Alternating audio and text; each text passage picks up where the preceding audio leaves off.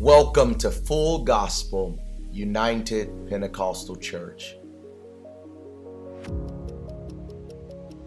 Here at Full Gospel, we exist to love God. We exist to love each other. And we exist to reach those far from God. Thank you for taking a moment to join us for our Full Gospel podcast. Now, let's get to the program.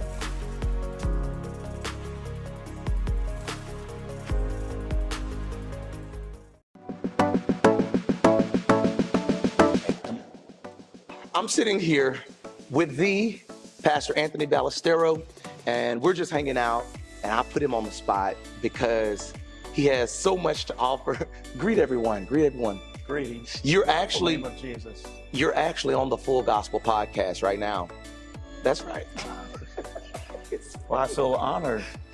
But here's the question.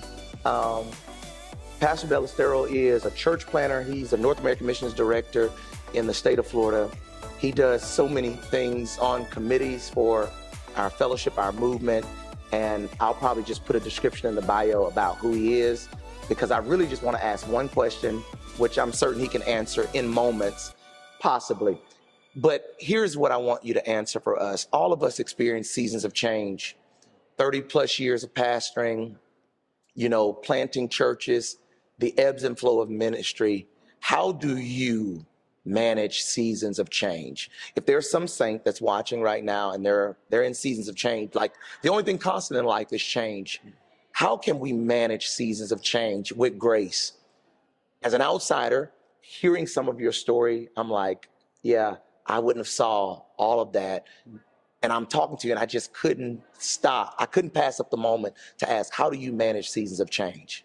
Well, seasons of change, I'm still learning how to manage in my life. And one of the things that my wife and I really have decided is we've got to act our age. And we've got to learn to look at ourselves in the mirror and say, I'm 57 years old, and not be ashamed of that, but embrace that next season. And I don't want to spend my life wishing that I was younger or pushing for that age when now I'm older and everything will arrive. But I want to learn to enjoy the moment now. And for me, of course, my relationship with God, my relationship with my family, fulfilling my purpose, in life. And those are the things that are important. So I think all of us have to, we just have to pray that God will give us the grace. So when you're in the midst of change, you said a lot. You said it a very matter of fact, but I don't think that's a matter of fact for everybody. Yeah. So you said a few things. You said your relationship with God, you said your relationship with your family, and then you talked about purpose. Yeah. So are you saying that in order to navigate seasons of change successfully, you have to, number one, keep that relationship with God, relationship with your family, and be engaged in your purpose? Yeah. Because I feel like that's one of the challenges of change. When change happens, it throws everything off. Like your normally scheduled program is not the same. Right. Well, and if you made it sound so easy though. So give us a picture of how that might look. Okay, so what I'm learning from observation and working with people is a person gets to retirement age. They call it retirement, and you see how many people die not long after they retire because they don't retire to something. Oh my God. They just retire from working. Pause. And they lose their purpose. What? That was heavy. I just got to let that sink in. You're talking fast, but you said they don't retire to something. Talk more about that. Well, whatever you're working at, and so, okay, sure. So he doesn't have any idea that we're, are you able to edit this? I can. Okay.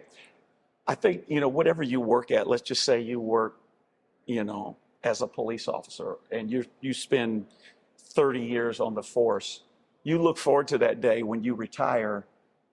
But I feel like it's got to be more than that. Yeah. You need to pray about, what am I going to do I've worked hard all of my life. What am I going to do with this next season of life to enjoy life uh, and retire to something. So you have to have something to look forward to in order to navigate change successfully. I think so. And I think that you don't always have to use the word retirement. You could call it transition.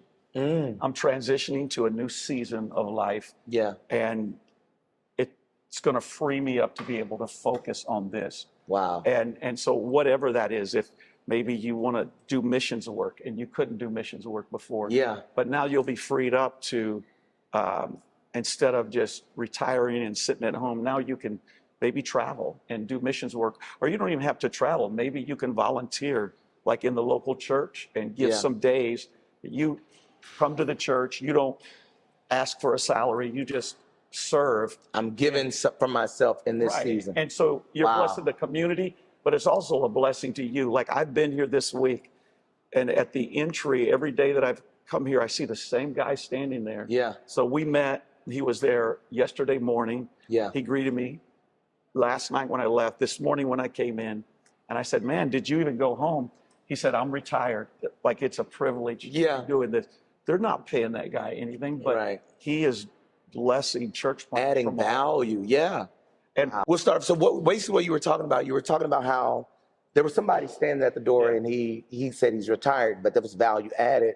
And he was so privileged to do that because even though he may have retired, he retired to something instead of retiring to nothing. And that's the reason why some people, if they retire, they die shortly after. They have nothing more to live for. Right. And so the best way, what I'm gathering from what you've said, is the best way to navigate seasons of change is by making sure that you're still engaged with purpose, even in the midst of what you call transitions.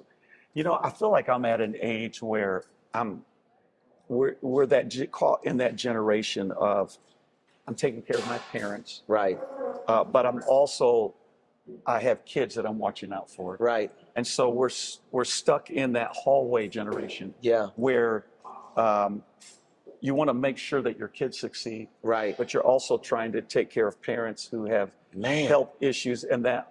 And so I think a lot about not just taking care of my parents, but I think about if I live, I'm going to be in that place. So how I treat these kids who are young married couples now, and I have 3, how I treat them is important too. Yeah. It may even impact, and we joke about it, but it may even impact how they treat me later. And I want to see them succeed. That's so Kim good. and I have always said, you as kids are going to, we want you to excel. We want you to be arrows shot beyond us. Yeah. Sing better, preach better. The arrow speaks with the enemy at the gate. Yes. So That's Bible. so the archer's offense actually is the archer's defense. If you have a good offense, because think about it, no archer has a shield. Yeah. They got the bow in this hand, they've got the release in that hand. There's no shield. So the protection for the archer is his accuracy with his arrow. So I think part of our mission as pastors, and you know what Ephesians says, equip the saints for works of ministry, is that as we're empowering people, to me, that's one of the most fulfilling things, to see the people, whether it's in the local church where you're training leaders or you're planning churches, and I see that all the churches that you're planning, both within your network, but also within your district. Right. That's got to be fulfilling to you. Yeah. And it's a part of your mission, you know. Yeah. But it's fulfilling to see other people succeed. And I think as you get older, there's wisdom from life's experiences that you've learned. Yeah. I remember years ago there was a musician that I wanted to learn from, and I remember going. Tell them what you play. Huh? Don't you slap the bass? The bass guitar. Yeah. So, I was a teenager. Right. And we had this one musician. It was a great man. But when I went to him, it was like there was never any opportunity for us to sit down and have a lesson. So for decades, he really fulfilled, you know, his assignment. Right. And was such a stable part of the ministry. But I remember the fact that I had to go elsewhere to find out how to play. Wow. Take lessons from maybe somebody outside the church. So And how many places within the church could we be training people That's so good. and I tell our leaders this, if you're not training somebody to replace you, Yeah, then you're not totally fulfilling your job. right. That could be different reasons. Sometimes people don't have the time, That's right. but sometimes they're territorial and they feel like that, well, If I train somebody, then I'm out of here. yeah. So I think we just have to see it differently. And one of my deals is coming at terms with, I want to celebrate the fact that there's going to be no success without a successor. That's people good. that come in behind. Yeah. What are your thoughts on My thoughts, I would say this, and this is just in closing and summarizing, that the seasons will change with or without you. So it behooves you to be on the front end of change. That's good. Because change happens with our cooperation, participation, or it happens without us. Yeah. So if I stand stagnant, the hour is still fading. Evening is still coming. The sun is still setting. I don't want it to be nighttime, but nighttime is still coming. So I feel like since change happens with or without us, it behooves us to be on the leading side of dictating what type of change we experience. That's phenomenal. That's good. But I love your thoughts because the without purpose, you won't have anything to motivate you to move. Yeah. You may feel helpless, like, well, change is going to happen with or without me, so why do anything? Yeah.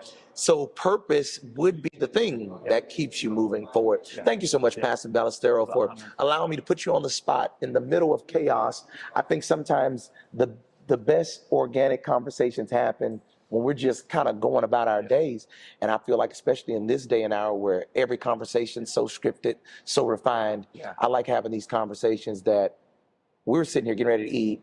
We're in the middle of a million other people in a space, but this conversation has impacted us. Yeah. Why not allow people to peer into that conversation just for a moment and be impacted as well? And that's how we learn. That's how we learn. So thank you so much for being with us on the Full Gospel Podcast, where the gospel is declared in its fullness. We'll see you on the next one.